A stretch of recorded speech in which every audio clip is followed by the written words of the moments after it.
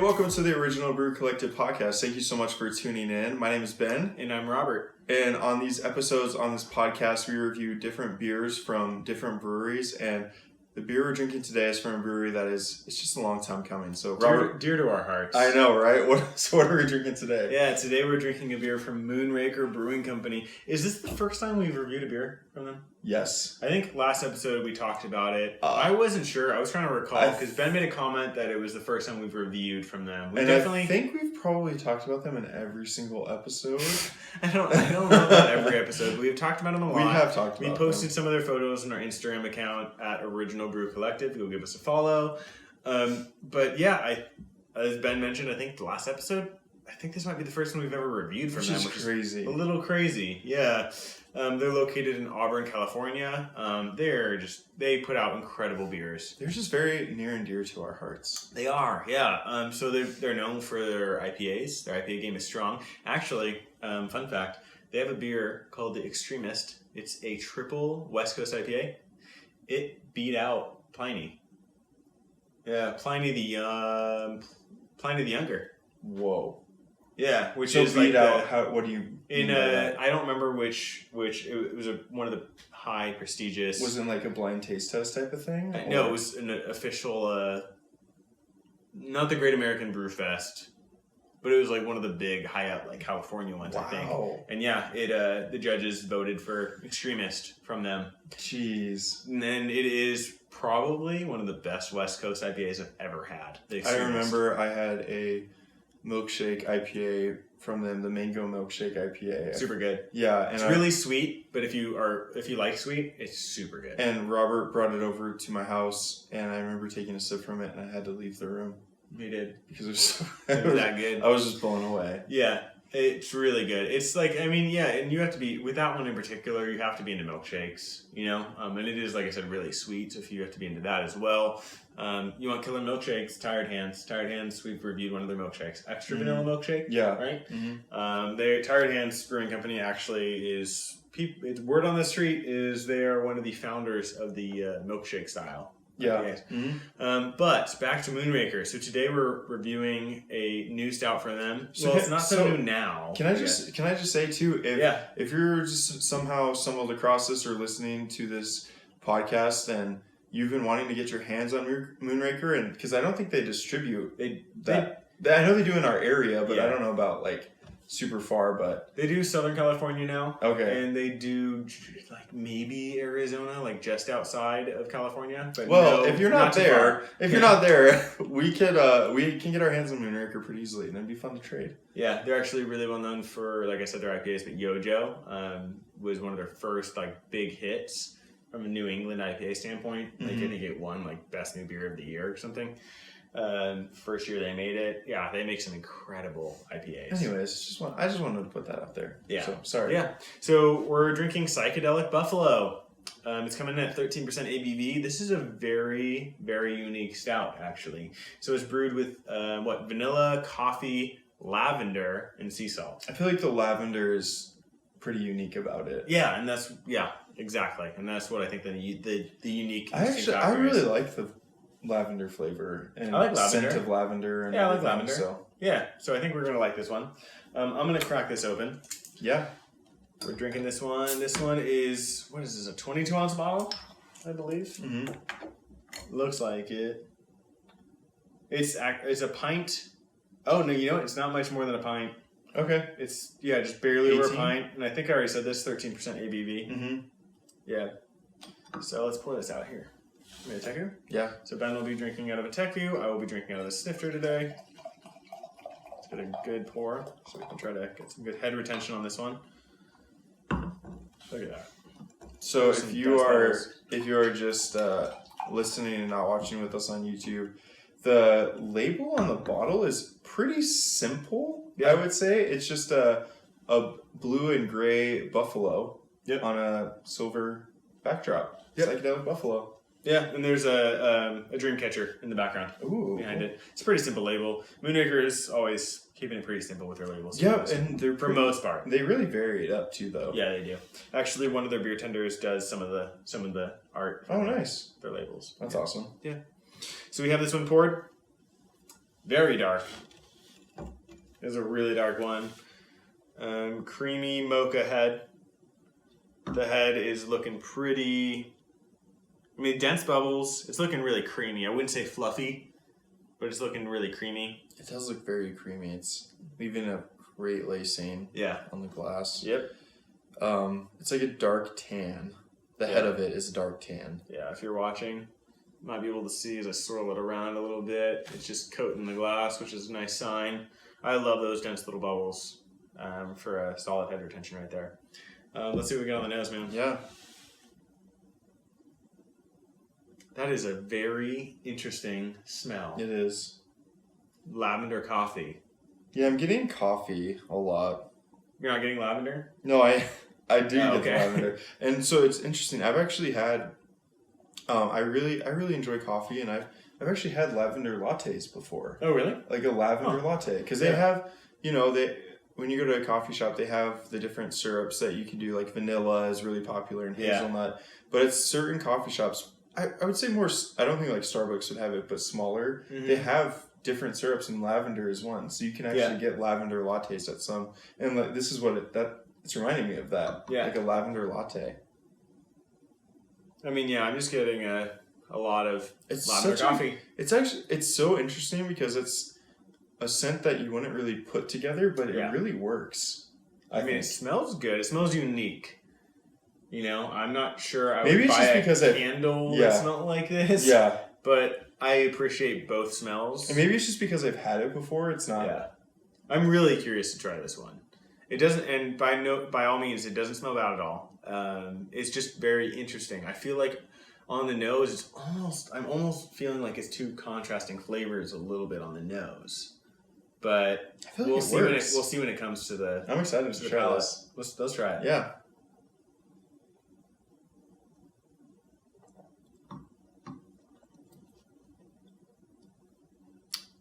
Wow, so it's a ton of lavender on the palate.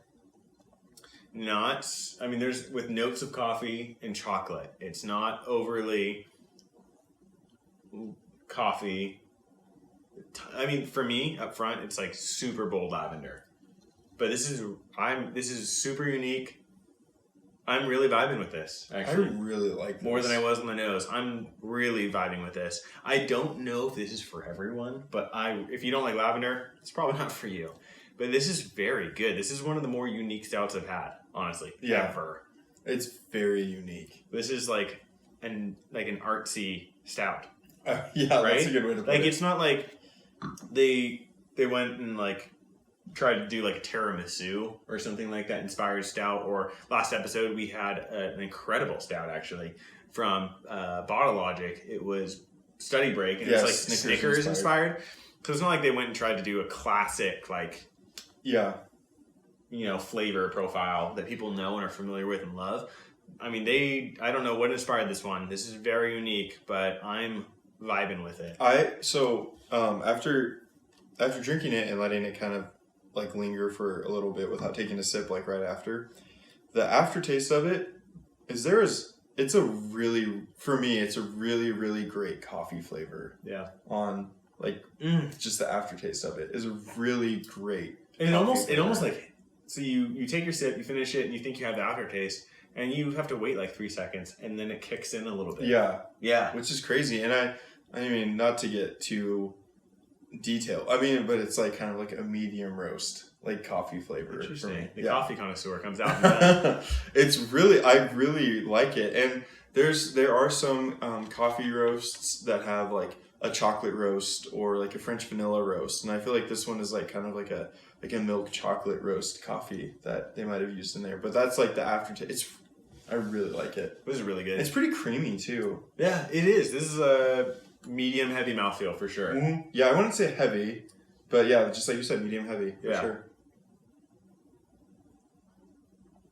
Wow, that's good. It's It's so unique. It's very floral lavender. It's interesting because in a weird way, the lavender kind of tastes bright in a way, and that's an interesting concept with a stout, having a bright flavor. Yeah. With a stout that's usually a dark that, I mean, not usually, but is like a dark beer. Yeah. I don't know. It's interesting. I like it. Yeah.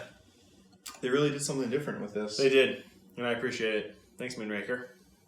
Ben, so what is our brewery talk today? So brewery talk, we have, it's just casual conversation, and once in a while we just kind of talk on like the spur of the moment, like whatever the hell we want to talk about. Yep. So I thought we would do that today, and I'm pretty good at like coming up with just like random questions. And so I thought I'd just ask you a question, and then we can see like where the conversation goes from there. Yeah.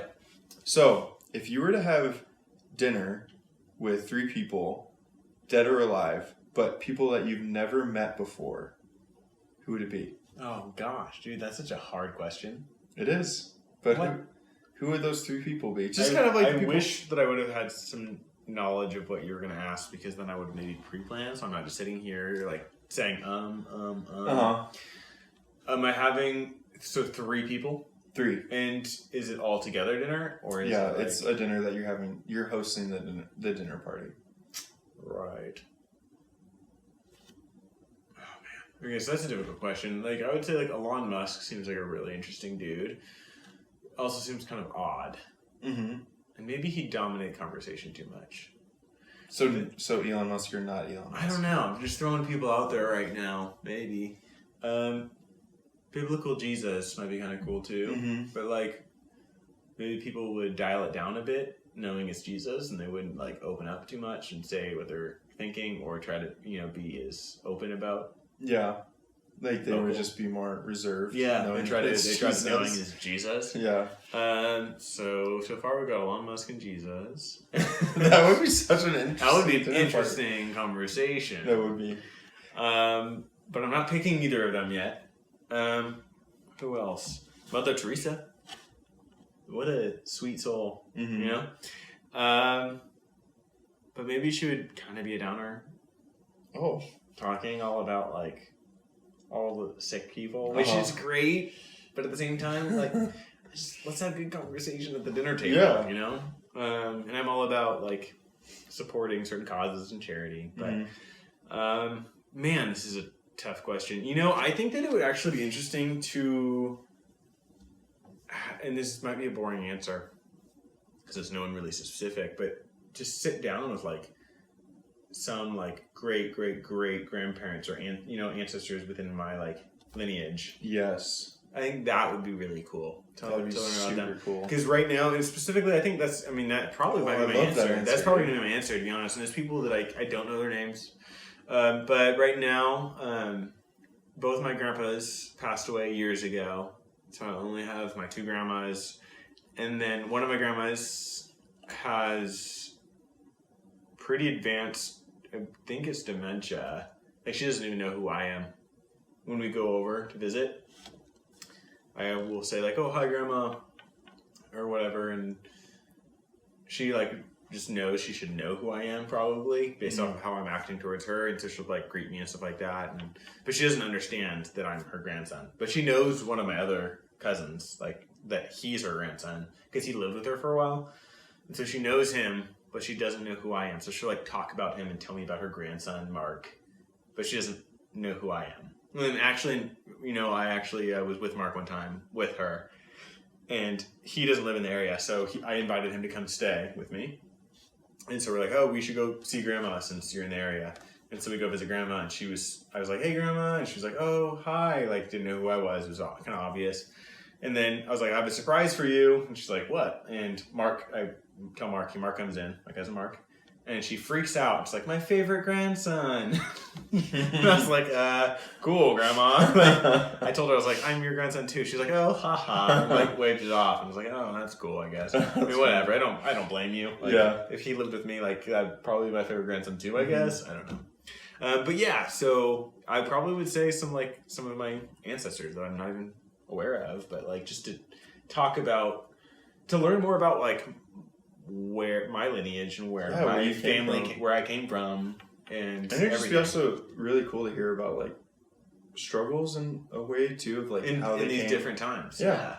In the last episode, we talked about like taking things for granted, and we're talking about how in California, a lot of people are getting their electricity shut off because of the wildfires and the risk of wildfires. And so I think that like it kind of comes to play. Like you, if I were to sit down and talk with them, I would realize like, wow, like they have such different perspectives. They didn't grow up in a time where we have our phones. We have literally computers in our pockets that contain our lives, right? Yep. So I have a computer in my pocket that has my calendar. It has all of my friends and family. It has all my conversations. It has all my photos, all my most recent engagements, whether it be Instagram or Facebook, you know. That computer in my pocket contains my life, right? And we've kind of talked about this before in previous episodes, how I was listening to a podcast and that was featuring Elon Musk, actually. And it was talking about how we're like he thinks we're already kind of like androids in a way. Like, you know, in futuristic movies in the past, like we've predicted like androids are going to be a thing. But he was saying now it's almost like we are that, but we're not how we imagined it would be. But we are that. We are androids in a way. You know, we have these computers that are connected to us, that are tied to us, which is really interesting. It is interesting. It's become a part of who we are, absolutely, in our culture and our society. And you go back then, like let's say it's like I'm sitting down with my great grandma or something like that. That like wasn't even a thing. Like computers weren't a thing. TVs weren't a thing back then. You even go to our great grandparents. TV wasn't even a thing back then, right?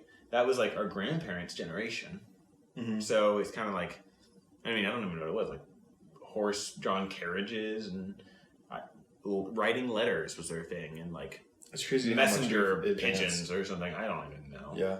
But yeah, like I think that would be really interesting. So would you say like the three that you'd have would all be ancestors that you've never met? Yeah, I think it would be. I think that'd be more important to me than meeting with anyone of historical importance, to be honest with you. And like I said, it would be really cool to be able to sit down with certain people of historical importance. Or like, you know, great minds like Albert Einstein or Elon Musk. You know, he's probably, you know, one of the greatest minds of our time. But I think that for me personally, and I don't know if this is selfish or not, but I would like to sit down. I would like to sit down. I would like to sit down with people. This is a selfish question. Yeah, family. Nice. That I don't even know, I've never even heard of. Yeah. It'd be really cool. I took what we did, my wife and I, my mother-in-law, she's pretty rad, and she got us 23andMe DNA tests. And so we took that. Shout out to, my mother-in-law.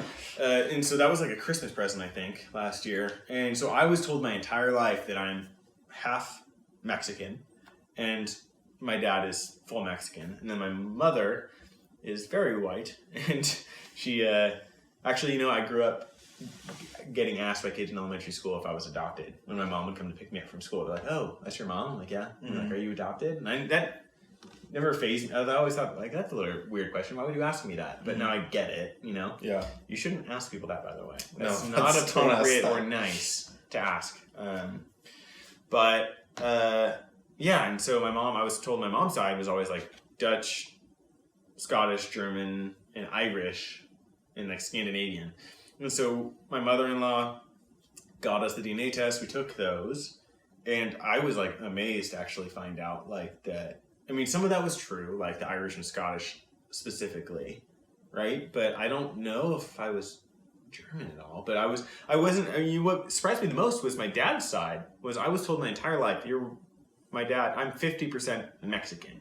Come to find out, I'm like 12 to 13% indigenous Mexican. So like native to Mexico. So like I don't know, would that be the Mayans and stuff, Aztec, what be, and then. The other part, a huge part, was from Spain. I'm Basque. Like I'm from the like 3%, 2 or 3% from the Congo, like which is pretty crazy. Yeah, you know? It is. So I think it'd be really interesting to sit down with great There's like people from the Congo ancestor. cool. I know, right, man? Yeah, people from the Congo. I don't know if they'd understand what I'm saying. No, but this dinner party, you all understand. Yeah, you can communicate. Yeah. Okay, cool. Well then, like I would like to sit down with great like grandparents or something. You know, I think that'd be pretty epic. That's really cool. Yeah. Nice. How about you? So my answer's a little different. Okay. I mean, what are you gonna say? Like the Pope? No. I do think that I didn't even think of that, like ancestors that you haven't met, because I was thinking of people that I had met. I really wish that it would that I could have dinner with my grandparents, because I don't have any grandparents left, and they all they passed away when I was younger. Yeah. So it would have been like, and when you're younger, I just wish I would have known what I do now, like that I want to have conversations with them and like talk to them about, because they were like my age. A lot of our grandparents were in like World War II, and like in wars and like all that stuff, and so like what that was like, and so just to hear that would be really cool. But for people that I haven't met, I know this is gonna sound really weird, but I would the first person would be Joaquin Phoenix. Because dude, that guy, I've seen interviews and he's kind of a weirdo. And he's an incredible actor. Well, the thing with that is, and not necessarily Joaquin Phoenix, but like I know. So he's just an example of he's like a method actor, right? And so like method actors, they really get into their role, and I just think it'd be super interesting to like sit down and have dinner with someone that takes that so seriously, where they. Like how they get into their role and like see what they're actually like in real life. Shia LaBeouf. Yeah, Shia LaBeouf, Jared Leto. I really like Shia LaBeouf. I think he's such a good actor. But wouldn't that be interesting to see what they're actually like? Yeah. Because interviews can be so faked too, Who are they like? Because they're method actors, so they get into the role in their real lives and pretend that that's who they are. But this is my dinner party, so this is who they are. They're coming like who they actually are, and I think it's just so interesting to like talk to them about their process. And I'm not an actor at all or like a theater person, but I appreciate it. So like I think that'd be really cool. Mm-hmm. Then the other person would be Amelia Earhart, because I want to know what happened. That's always been something that I've really just because it's such a mystery, like what actually happened to me. And if she was at my dinner party, there might have been she could tell me. I don't know if we talked about this before. There might have been in the last year some recent findings. I know there's like pictures where they think that maybe they found like remnants of a plane or something like that on an island, but never her.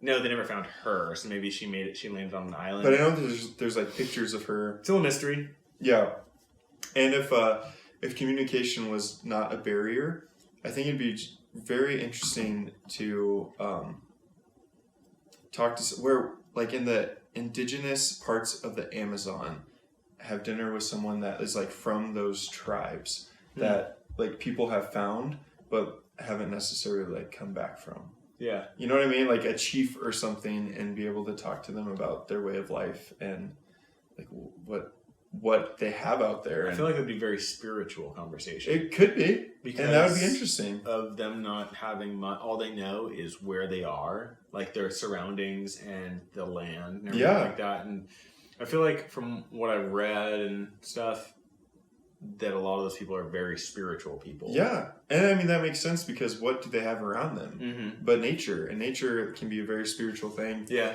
And just to like talk to them about why they believe what they believe, and I don't know, like how they live. It'd be a very interesting conversation. Joaquin Phoenix, that would be Earhart, interesting dinner party, and a chief from an indigenous tribe from the Amazon. I feel like Joaquin Phoenix would love that dinner party. Yeah, especially the chief. Mm-hmm. Yeah, I mean, it would just be interesting because I don't know. Those are like just some. I know it's random, but those are people. It's just people I think about. And, yeah. Joaquin Phoenix. If you haven't seen Joker, he is an incredible. I mean, he's just a great actor. But in Joker, the new Joker movie, he is incredible.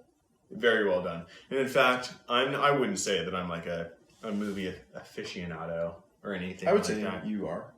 Okay, I wouldn't say that I am, but that was one of the first movies where I really noticed, like throughout the movie, the cinematography of it and the different angles and shots they got. Wow. And I thought it was really cool, like all the things that they did with that movie.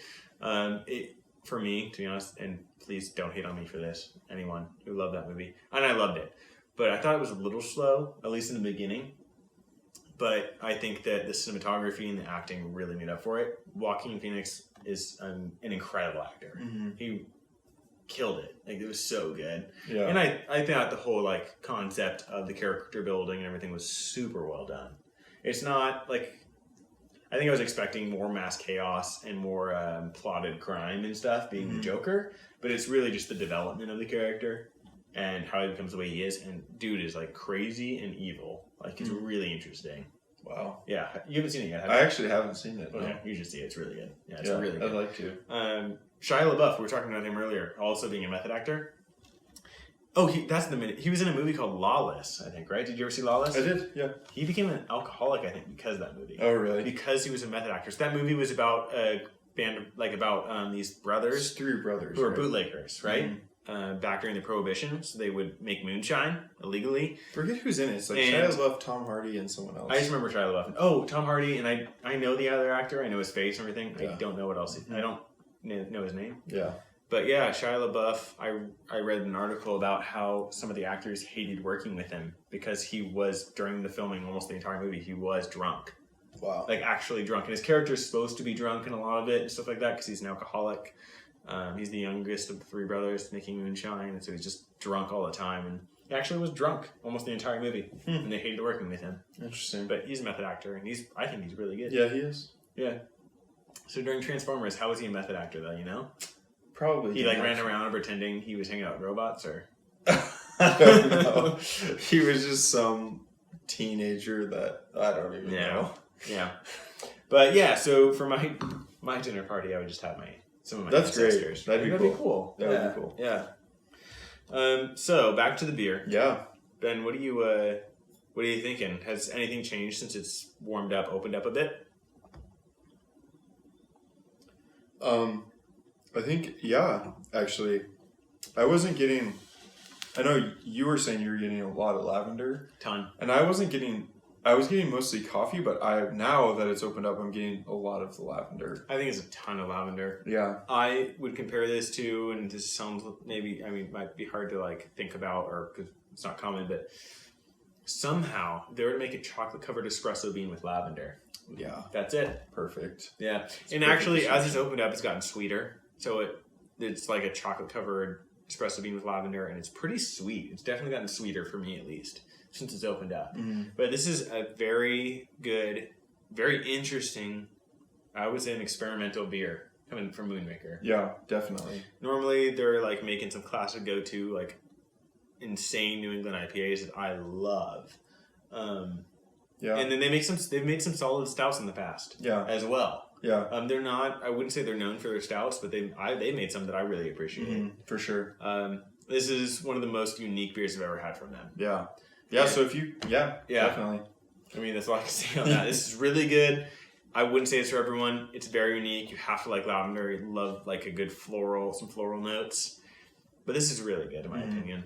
I think they did a really good job, and they captured what they were going for sure. And it's a good balance of all the ingredients. Definitely. The coffee, chocolate, what did I say, lactose? Yeah, an espresso, coffee flavored. Yeah, and lavender, like I said. Yeah, This is a really good beer. Yeah. So we're going to keep on sipping this one. It's really good. Go give Moonraker a follow on Instagram, Facebook, whatnot.